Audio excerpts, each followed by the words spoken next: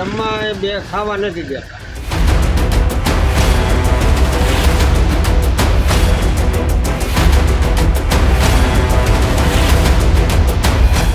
એના ડુંગર વાળામાંથી આવે.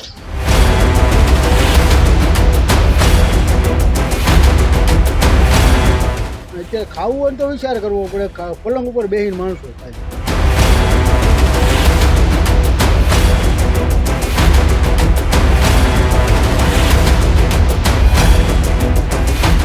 રોડ ઉપર તો આમ કે હલાવી પોઝિશન.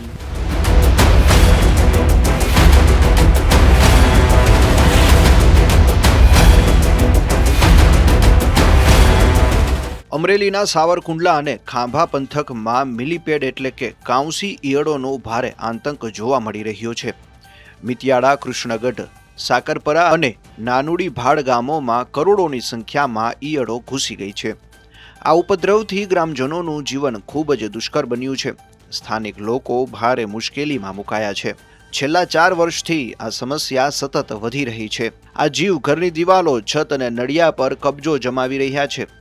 સ્થિતિ એટલી ખરાબ છે કે લોકો નીચે બેસીને જમી શકતા નથી. તેમણે ખાટલા પર બેસીને જમવું પડે છે. ખાદ્ય સામગ્રી ઊંચાઈ પર મૂકવી પડે છે. એની વિશે તો એવું છે કે આ પોરા જ્યાં હોય ના સડી જાય છે. આવમાં તો આવમાં સડી જાય. ખોટી વાત નથી આ. અને બેહવા દેતું નથી. બટકાઈ ભરી જાય છે. તરા થઈ ગયો. કાલનો તો હાવ તરા પામી જાય. જેમ કે હવાય છે દુકાને. ભાટ અને મિચાળા પરિસ્થિતિ આની કરતા વિશેષ. એને જમવા બે ખાવા નથી દેતા. આ પરિસ્થિતિ એને ખાટલામાં બેન ખવાય. પછી તો શું કરવાનું? ઘરમાં તો બે કાંઈ ફળીમાં નથી બે હાથું ખાવા. ન્યાય ઈયળ હોય. હા, ન્યાય ઈયળ.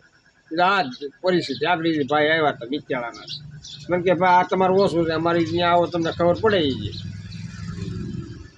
આથી તો મેં કેટલું કહું છું કે અહીંયા આવો તો ખબર પડે. આવી જ બતાવી દા એવું જ નથી. આ ગયા વર્ષે કે આગલા વર્ષે આની કરતા બેસે પાછું પણ આવી ગયું. જંગલમાંથી આનું કાંઈ નક્કી ન કરતા. આ એ જ છે. શું છે તમે આગળ ઉતર્યા ગાડી માટે તમારા પગ ક્યાં મૂકવાનું એ ક્યાં મનાવે ઈયળ ઉપર બસ તો એટલે અમારે ક્યાં જવાનું? સમજાય. અમારો ધંધો અમારે શું કરવાનું? અનેક જીવ મારી છે અને કરોડો જીવ પીલાનો હોય છે. લાપાળામાંથી ચાલુ થાય ત્યાં આ ધાર સુધી આવી ગયું. સ્થાનિકોના મતે ડુંગરાનું ખોદકામ આ સમસ્યાનું મુખ્ય કારણ છે. જેસીબી મશીનથી થતા કપાણથી કુદરતી આવાસ છીનવાયા છે. તેથી આ જીવો માનવ વસાહત તરફ આવી રહ્યા છે. ગ્રામજનો આડેધડ ખનન સામે વિરોધ નોંધાવી રહ્યા છે. નાનુડી, મિતિયાળા, પછી ભાટ, ઘરમાં, ઓસરીમાં, ફળીમાં, બધે રોડ ઉપર એટલી લાકડ. આને દેશી નામ શું કહેવાય છે? ભરવાડ. અને આ ઈ સિવાય ટૂંકમાં ગામમાં કઈ કઈ જગ્યાએ છે? મિતિયાળામાં તો અને આવે ક્યાં? આખા ગામમાં હવે એના ડુંગર વાળામાંથી આવે. ડુંગરમાંથી. એટલે ક્યાં ડુંગર? આમ ટૂંકમાં જંગલ ડુંગરા છે ને મિતિયાળાની ફરતા ડુંગરા છે. શિહોર જોયું, શિહોરમાં એટલું ગામ છે. ફરતા ડુંગરા વસાડા ગામ. એટલે એના કારણે શું થાય ને?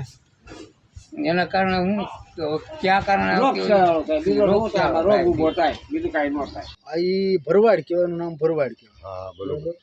અત્યારે ખાવું હોય તો વિચાર કરવો પડે. પલંગ ઉપર બેસીને માણસો ખાય. ઓહો. એટલે નીચે પગ મૂકો તો ઈયળ નીચે નકરી માથે મકાન ઉપરથી એટલી પડે. ઉપર આમ બાંધીને રાખવું પડે. એટલે ધાબુ હોય તો ધાબાની અંદર એટલી. તો પછી રોડ ઉપર તો આમ કે હલાવી પોઝિશન. અને આવી શું લેવા? કોને ખબર? આ ડુંગરા કપાઈ ગયા ને એના હિસાબે આવેલું બધું અંદરથી નીકળ્યું. એટલે જીવાતને ક્યાં રહેવાનું?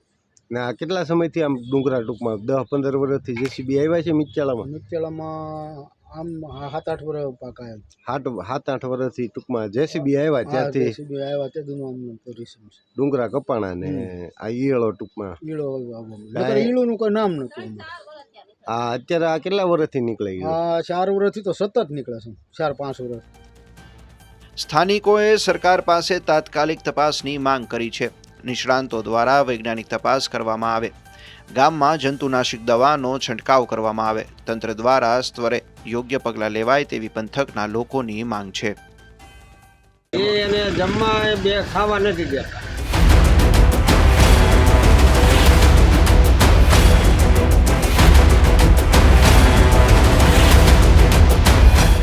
એના ડુંગરવાળામાંથી આવે.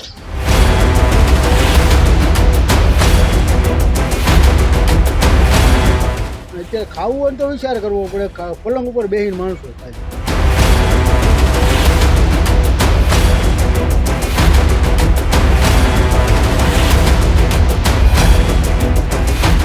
રોડ ઉપર તો આમ કે હલાવી પોઝિશન